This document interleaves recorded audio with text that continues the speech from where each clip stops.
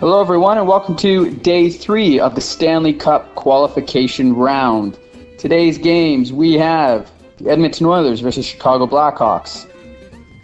What else do we got? We have New York Rangers, Carolina, Winnipeg, Calgary, Washington, Tampa in their round robin, Stars and Knights in their round robin, and the Montreal Canadiens versus the Pittsburgh Penguins. This was a busy day. Got to see most of the games anyway. Had to catch some highlights of others. But yeah, good day. Let's get right into it. Let's start with the most recent game that I watched. Edmonton Oilers versus the Chicago Blackhawks. This is Game 2. Chicago took Game 1 6-4. As predicted, after the first game, Mikko Koskinen is in net for the Edmonton Oilers. And we have Corey Crawford. He's still in net for Chicago. 19 seconds into the game, it's Connor McDavid. He's already on a mission. He scores 19 seconds in. Nice little pass, and it's just a top corner little one-timer, not even half clapper, let's say a third clapper, top corner. There we go. It's 1-0. McDavid then again on his second shift. He uses his speed. He's coming through the middle. He knocks down the puck. Then he dekes and maneuvers around the defender.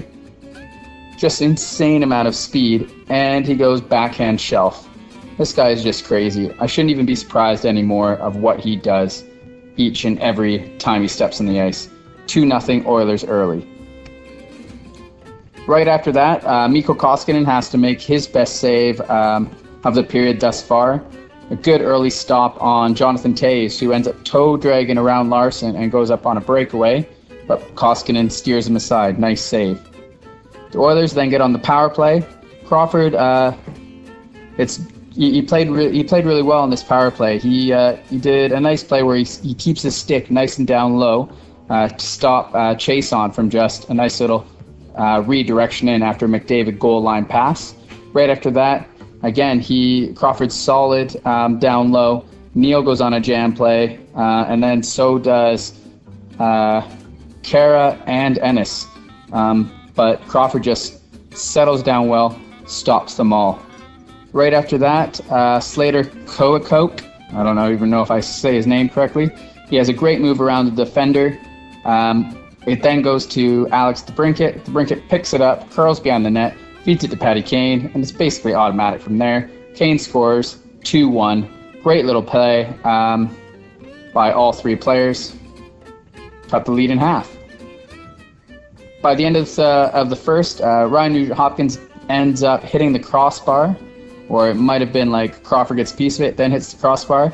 It was a great shot, but it stays out. That could have been a great momentum swing for Edmonton. That's how we end the first period. Second period now, and Oilers are leading in shots and scoring chances after one, and not much changes here in the second period. Tyler Ennis scores 5-hole from the point to make it 3-1. I wonder why Crawford didn't go down in the pure butterfly stance there. Got his right pad down, but his left one was a little bit slow. Snuck right between his legs. It's 3-1. Slater Koekkoek then makes it 3-2 after another play by Kane and DeBrincat. Kane to DeBrincat, nice little pass, and there it is to make it 3-2. Some notes from this period. Athanasiou looked really good in this game. This is probably his best game he's played, probably since the first game when he got his first and only goal as an Edmonton Oiler. He has a nice drive in the first after some great board work. It looked really good. And then he does something similar here in the second period. It's a good drive to the net, goes to his backhand, but Crawford's able to stop him. He looked strong this game. Oilers end up on the penalty kill, and they make some nice blocks on this PK. It goes like Darnell Nurse block, Ethan Bear block, another block by Nurse. It was just well done sacrificing the body. And right after that, they get rewarded as their team takes another penalty. So it's just like, oh, yeah, we killed it. Oh, nope, we got another penalty. Great. Then what happens? Olli Määttä sneaks one past Koskinen. Koskinen screened, and it takes a deflection off of Russell, actually, in front of the net. And this puck barely squeezes in. It doesn't really matter, though, because I'm pretty sure DeBrincat was there just to clean up the like the mess if need be. It's 3-3. McDavid must be irate that his team has given up a lead that he created. But in the end, he just says, screw it, I'll sort it out. And he gets his hat-trick goal on the power play. It's not the best goal. It's not like his first, definitely not like his second. He tries feeding the puck to Leon Draisaitl on the power play, and it deflects off of Duncan Keith and goes in. But it doesn't matter. Oilers are up 4-3. It's well-deserved for the Oilers, especially after the deflection that just happened against their own team with Russell deflecting it past Koskinen. So there we go. It's 4-3 Edmonton in the second period. Right after that, Zach Kassian gets cut off the draw, and the refs think it was Dylan Strome. Strome's in the box, called double minor and everything. And right away, I was like, no, that definitely didn't happen. Strome has white tape, and whoever stick hit him was black tape. And it was actually Riley Sheehan's stick. They couldn't have called it for Strome. So glad they took a look and overturned it, because that could have been another one of those playoff blunders like last year with the whole Vegas thing. I still think that was absolute crap last year. Anyway, just to note so far, there's so many penalties in this game, so many power plays. From watching like the Leafs game, which could be like the most cleanest game you could possibly have had the other day, to now watching this where it's just penalty after penalty after penalty. That's crazy. On to the third period. Third period now, and the Oilers are buzzing early in the third, but they just can't get their chances on net. In this period, Russell absolutely crushes DeBrincat. That's been twice in this game for DeBrincat where he's gotten hit. The first one was with James Neal. Actually, DeBrincat goes to hit him, and Neal just floors him. Real deal, James Neal then gets a huge goal with 12:35 left in the third period. Crawford bobbles the puck behind the net. Kara gets it, strips him of it. Neal picks it up, goes to his backhand, jams it home in the open net. 5-3 Oilers. Absolutely huge goal. The momentum continues, and right away the Oilers are back at it with James Neal. Strome ends up trying to, so there's like a flurry in front of the net. Strome tries to get the puck. He mishandles it, and Chason's actually able to bury it off of Strome and in. And who is it? James Neal's there, who's crashing and banging in front of the net. Allows Chason to pull the puck back, fire it on net, hits off Strome. Strome tries to recover and makes a save, but nope, can't do it. Oilers are now up by 3. Right after that, Athanasiou, he's there on a 2-on-1. This was hilarious. He actually carries a stick from the red line as he got hooked. He's so much speed and power, he just bullies his way through, and he still has the stick attached to him. He makes a beautiful pass backdoor, but the Oilers can't convert. But what a great demonstration of pure speed, strength, and will. What a display there by Athanasiou. Just overall, a nice strong third period by the Oilers, and they end up taking this game. What a great bounce-back game, and definitely a good bounce-back after giving up that two-goal lead. They take this game, Oilers 6, Hawks 3. Oilers win Game 2, series tied 1-1. Next game we're going to go over the Rangers versus the Hurricanes. The Hurricanes took Game 1, so they're up 1-0 in the series of this best of 5. Note, the King is back in the net. Shesterkin is out still. He's still not fit to play.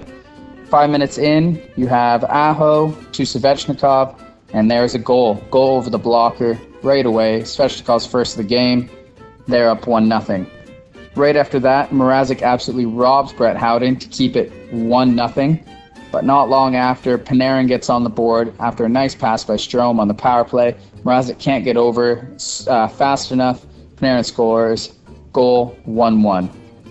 And then right after that, Mrazek actually makes another huge save, this time against Zibanejad.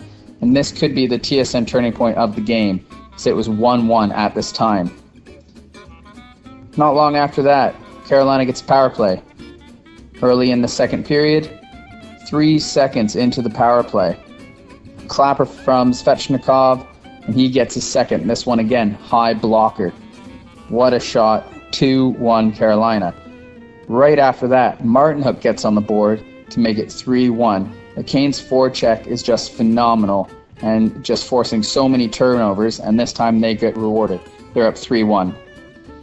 Then, what happens next? Of course, Carolina scores again. This time, Aho and Svechnikov at it again, 2-on-1. Aho over to Svechnikov. Svechnikov gets the hat trick. First hat trick in Canes playoff history. If we're going to call these playoffs, it doesn't matter. They said it tonight on the broadcast that it counts as their first hat trick in the playoffs.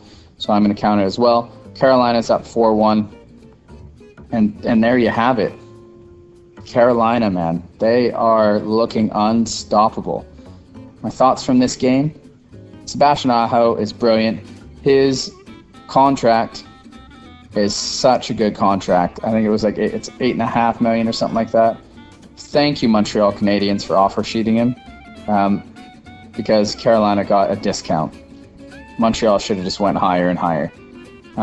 So he's been brilliant. He's been brilliant all series. He was great today. The Rangers were quite undisciplined, taking some silly penalties at inopportune times, and that cost them because they weren't able to get anything going in this game. Overall, the Hurricanes are just ready for the playoffs, and I'm worried about the Rangers now. The Rangers are in danger of getting swept. They need to sort it out, and first thing is they need to start playing some disciplined hockey and not giving Carolina opportunities, especially on the power play, because as you've seen, basically unstoppable right now. In the end, Carolina wins Game 2. Carolina 4, Rangers 1. Series is now 2-0 Carolina. Next, let's cover some round-robin play, and we're going to cover the East first, so Washington, Tampa.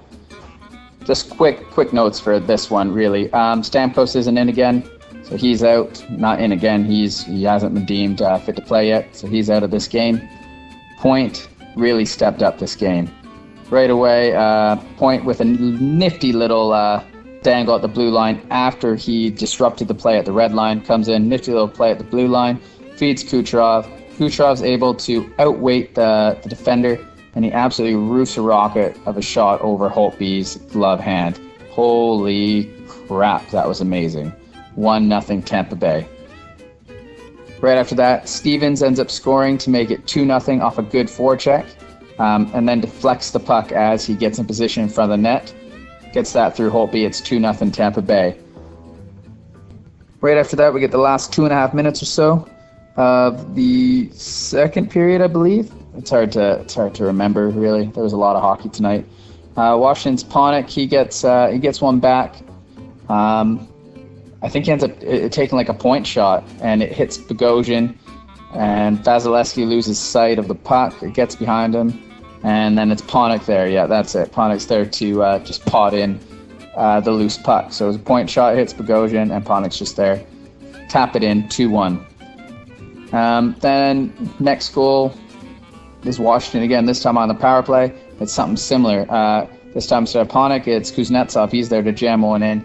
After yet again, Vasilevsky lets another point shot leak through. And Kuznetsov's there, taps it in. There we go, it's 2-2. Good final 2.5 minutes there for the Capitals. And overtime we go. In overtime, the best chance goes to Alex Ovechkin. There's a dirty dangle around Braden Point there. Goes to his forehand, but Vasilevsky stays strong. He follows him all the way, waits him out. Ovechkin has to shoot. Vasilevsky makes the save. Great goaltending. Great offensive attack by Ovechkin. Great hockey. In the end, we go to the shootout, and it is Tampa Bay who takes the shootout winner. So we got Tampa Bay. They get a shootout win, and Washington get a shootout loss for their first games of the Eastern Conference round-robin play. We're then going to go to the West for the Western Conference round-robin play. We got the Dallas Stars versus the Vegas Golden Knights. We got Lanner in the net for Vegas, Bishop's in for the Stars. I figured the Knights were going to go back and forth. They have brilliant goaltending, so why not get Lanner some ice time? First period, Stevenson scores for the Knights on their first shot. It goes 5-hole through Klingberg, through Bishop. He's had a brilliant season this year since coming over from Washington, and he keeps it up. Good little play. Right after that, Pavelski picks up a turnover, and he goes for a cross-crease pass that actually ends up hitting Alex Martinek, in the skate. It gets past Leonard, so that makes it 1-1. Oleksiak for Dallas then makes it 2-1 as he comes in from the point as the Knights lose their position. He's all by himself, comes in, nice shot over the glove hand. There we go, 2-1 Dallas. Then Dallas scores again to make it 3 unanswered goals, 3 straight goals on the power play. It's Corey Perry with the nice tip over Leonard's glove from a Heiskanen point shot. Perry had a great screen there. Leonard was screwed. There was no defender around him either. That's 3 straight, 3-1 going into the third. Third period, Stone scores after a blue-to-blue pass. He scores over the pad and below the blocker. Honestly, it's one of those shots that you just dream of having. It's the perfect spot. Lovely, what a shot. Makes it 3-2. And then it's Nate Schmidt. He ends up picking up the puck after a deflected pass. He picks up, we'll say all alone. It's just him versus the goaltender, basically. He scores over the glove, 3-3. The Golden Knights continue to be all over him in this third period after they get 3 straight themselves to write out what Dallas just did in the previous period. And then they go, let's get 4. And Carrier scores to make it 4-3 Vegas. And why not make it 4 in a row now? Because Karlsson ends up getting the empty netter to make it a 5-3 win. So there you go. Vegas gets 4 straight goals following allowing 3 straight goals. Golden Knights 5, Dallas 3. Golden Knights get their first win of the round robin. Dallas gets their first loss. Okay, we're back in the East here for Game 2 of the Montreal Canadiens versus Pittsburgh Penguins. The Canadiens shocked the Pens in Game 1 with the OT win, courtesy of Jeff Petrie. Here we go. So Murray's back in this game, and he makes some nice saves early on.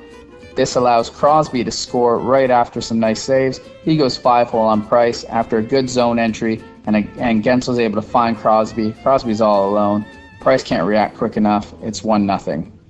Not long after that, Gensel misses a wide open net off a Malkin shot. This could have made it 2-0. Should have been 2-0, but it does stay 1-0. Montreal then gets a good chance. Kulak gets stopped on a wraparound, and then he's actually able to put in the rebound. But luckily enough for the Penguins, the net was pushed off even before the wraparound was finished. So it stays 1-0 after 1. In the second period, Murray stays strong. He robs a number of Montreal Canadiens. I remember Armia gets robbed, Deneau gets robbed, Tatar gets robbed. Some great quality chances, but Murray stays strong. Price makes a few big saves as well in this period. We go into the third period, and the biggest thing that happened in the third for the Pens was Connor Sheary gets the puck over to Jason Zucker on a 2-on-1. Zucker scores, gets behind the D. Pens up 2-0. Just what a pass, what a finish. Zucker, I tell you, one of the best gets this year at the deadline. Perfect pickup for the Penguins. They're up 2-0. And then Montreal goes, hey, wait, hold on a second. And Jesperi Kotkaniemi gets his second of the series. That's nice to see. On a rebound with about 2 minutes to go, maybe a little bit more. He cuts the lead in half. It's 2-1. Montreal, are they going to do it again? Are they going to shock the world? No, they're not. They're not, because Jake Gensel ices it on an empty net. Pens end up 3-1, and that's how it finishes. Penguins 3, Montreal 1. Good bounce-back game by the Penguins. Everyone expected the series to have these close games due to Carey Price, but I think they expected the Penguins to still win all 3 games. These are tighter than expected. Montreal could push this to 5. You never know. Series is tied 1-1. Okay, last game, and we're out in the West. Winnipeg, Calgary, Game 2. Remember, Scheifele hurt in Game 1. Laine hurt in Game 1. Calgary has the advantage here. Let's go. And the Jets answer all the doubters early. Jets score early. Lowry finds Harkins on the fast break. Harkins snipes from the hash marks over the glove. Great start for the Jets, exactly what they needed. And that's the end of the first. Going into the second period, Flames start the second strong. Hellebuck is seeing everything, though. He makes a nice glove save early on an odd man rush, and he just keeps it going. Hellebuck just showing why he is a Vezina candidate. Lowry then scores about 5 minutes into the second period. Morrissey gets the point shot. Lowry knocks it down, goes to the backhand. Goal, makes it 2-0. Hellebuck says, "Thank you very much." And there we go. Winnipeg is up 2-0. I don't know. Hellebuck can hold the fort when you give him a lead. Unless you're Nikolai Ehlers and you turn over the puck to Lindholm and he makes it 2-1. Just a bad giveaway. You can't do that against the Flames, especially when the Flames put the line of Lindholm, Monahan, and Johnny Hockey together. It's 2-1. Awful turnover. This could change the game. And it does, because right away, Sam Bennett ties it up on a wraparound. It ends up hitting the Jets defenseman and squeaks past Hellebuck. And that lead's wiped out quickly. So it's a bad giveaway and a deflection, and there goes all that hard work. So we're going into the third period, and it's tied 2-2. In the third period, Kyle Connor intercepts a D-to-D pass in the Jet zone, goes in on a breakaway, goes for his classic backhand, but Talbot sprawls out, and oh my, wow, what a save. Game-saving save. Calgary, you need to score now, because Talbot, it was brilliant. It was unbelievable. But no, it's Winnipeg ends up scoring. Pionk, he generates a goal on the power play, and I've given a turnover and gave Calgary the chance to score. Mr. Ehlers ends up with the deflection. There's a crowd in front of the net, and it's just a beautiful tip. 3-2 Jets. Big goal for the Jets. And then Hellebuck says, "Yeah, I got this," and barricades the crease the rest of the way. The Jets hold on for the 3-2 win. There you go. Game 2. Jets win. Series tied 1. And there we have it. That concludes Day 3 of the NHL 2020 Stanley Cup qualification rounds. Good day. Bring on Day 4. Don't forget to like, comment, and subscribe. Thanks for watching.